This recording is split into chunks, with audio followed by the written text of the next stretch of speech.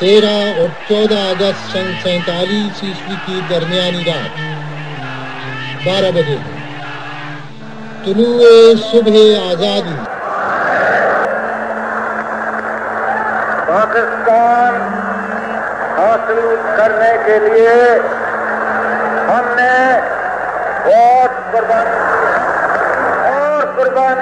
کرنا ہوگی۔ زمین کی سرحدیں بنی، نقشے میں پاک سرزمین کی لکیریں ابھری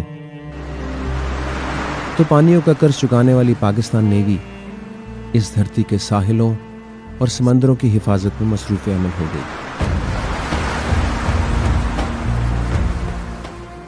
نومولود پاکستان کے اوائل کے برسوں میں جہاں بحری اثاثوں کی گنتی شروع ہوتے ہی ختم ہو جاتی تھی، وہیں پیشہ وری اور فرض شناسی کے اعلیٰ معیار اور اقدار بحریہ کے ہر جوان کی پہچان بن چکے تھے۔ سطح آب، فضا اور ساحلوں کے ساتھ ساتھ زیر آب نگرانی کے امور سر انجام دینے کے لیے سب مرین فورس کے آغاز سے جڑی جوش و ولولے کی تاریخ کی کونپلیں بھی وہیں سے پھوٹیں۔ زیر آب جہد کی تاریخ کا پہلا باب سب مرین غازی تھی۔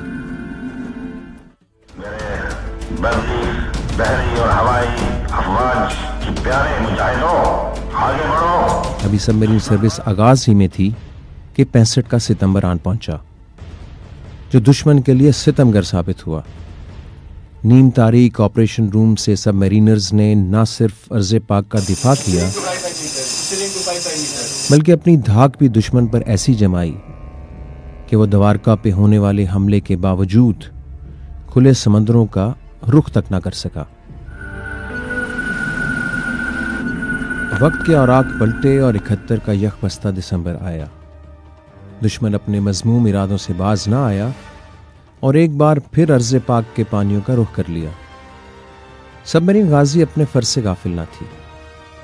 وہ بھارتی بحریہ کے طیارہ بردار جہاز وکرانت کو نشانہ بنانے کے لیے رخت سفر باندھ چکی تھی۔ غازی کی ذمہ داریوں میں دشمن کے پانیوں میں بارودی سرنگیں بچھانا بھی شامل تھا۔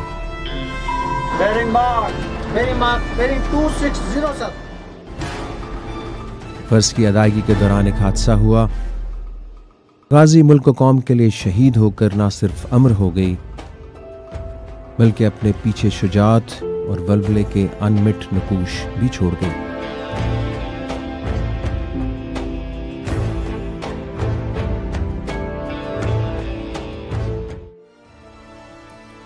غازی حریت کی داستان تھی مگر آخری نہیں۔ 9 دسمبر سن 1971 دشمن اپنی ہٹ درمی پر قائم تھا اور سمندر، جواں مردی، بے باکی اور پاکستان نیوی مل کر ایک نئی داستان رقم کرنے کو تیار تھے۔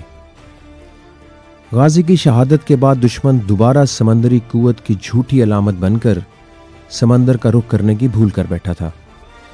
اسے خبر نہیں تھی کہ زیر آب زیرک ہنگور اس کی طاق میں ہے۔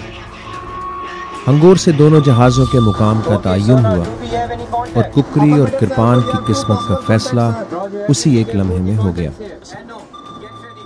We were not thinking of what would happen to us. We were just thinking about how to find the enemy and carry out the actions.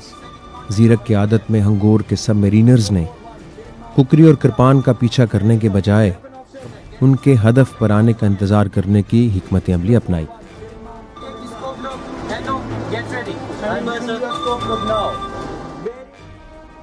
جو ہی دونوں جہاز نشانے کی حد میں آئے انہیں تہو بالا کرنے کی تیاری کر لی گئی۔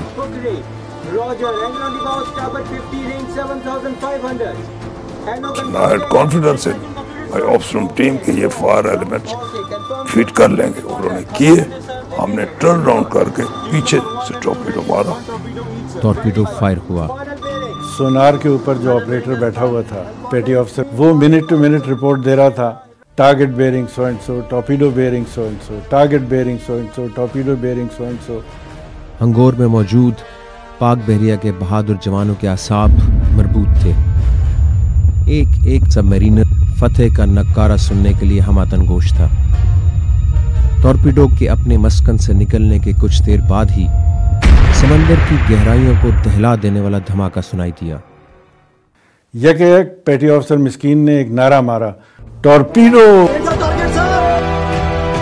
وہ اتنا گلوریس ایکسپلوژن تھا کہ ذہن میں کوئی کسی قسم کا ڈاؤٹ نہیں رہ گیا کہ یہ ٹورپیڈو بالکل ہدف پر جا کر لگا ہے. محنت وصول ہوئی. نعرہ تکبیر، اللہ اکبر کے نعرے لگ گئے. Lieutenant commander Shafiq at that time chief ERA Shafiq, اس نے انجن روم چھوڑا اور میرے پاس آ کے کہتے ہیں کنگریچولیشن کیپٹن صاحب.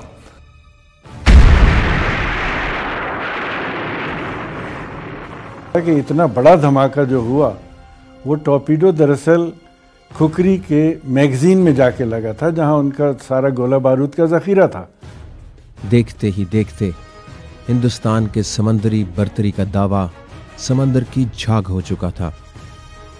پانی کی تاریک قبر میں اترنے والا بھارتی جہاز ککری اس جنگ کی سب سے بھاری قیمت تھی جو دشمن نے چکائی. دوسری عالمی جنگ کے بعد پہلی بار کسی آبدوز نے ایک بحری جہاز ڈبویا تھا. بڑا فخر ہے ہمیں اس بات پر. سیکنڈ ورلڈ وار کے بعد پوری دنیا میں واحد سبمرین ایکشن جس میں کوئی جہاز ڈوبا ہے وہ ہنگور کا ایکشن تھا.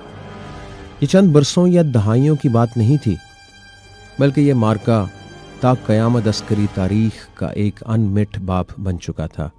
ہنگور کا نام رہے گا کیونکہ ہنگور نے جو کچھ کیا ہے یہ ایک ملک کے لیے کیا ہے، پاکستان نیوی کے لیے کیا ہے اور پاکستان سبمرین کے لیے کیا. ککری کو سمندر برد ہوتے دیکھ کر بھارتی جہاز کرپان نے اپنی ہزیمت مٹانے کی خاطر ہنگور پر حملہ کرنے کی ناکام کوشش کی. The sonar operator, I remember his name, Petty Officer Biskeen, he said that he could hear a HE of another ship coming. اس کو میری پوزیشن پتا ہے. تھرڈ ٹورپیڈو میں نے سیلف ڈیفینس میں فائر کیا. نتیجے میں اس دن کے بعد سے اپنے آخری وقت تک کرپان سمندر کو چھو تک نہ سکا. 71 کی جنگ میں سب سے بڑا کارنامہ ہنگور کا صرف یہی نہیں تھا کہ ہم نے ان کا ایک جہاز مار لیا، بلکہ ہم نے ان کا ایک جہاز ان کے کم گہرے پانیوں میں اپنی جان جوکھوں میں ڈال کر وہاں گھس کے مارا. 4 دن تک ہندوستانی بحریہ ہنگور کو تباہ کرنے کی خاطر سمندر کی سطح سے تہ میں بارود برساتی رہی. We were depth charge almost more than 150 times اور اس کے بعد ہم بڑا مشکل تھا ہمارا نکلنا. مگر 13 دسمبر سن 1971 کو پاک بحریہ کے یہ فاتح آبدوز وطن کی محبت میں تمام قرض چکا کر کراچی اپنے پانیوں میں اپنوں کے پاس واپس آ گئے.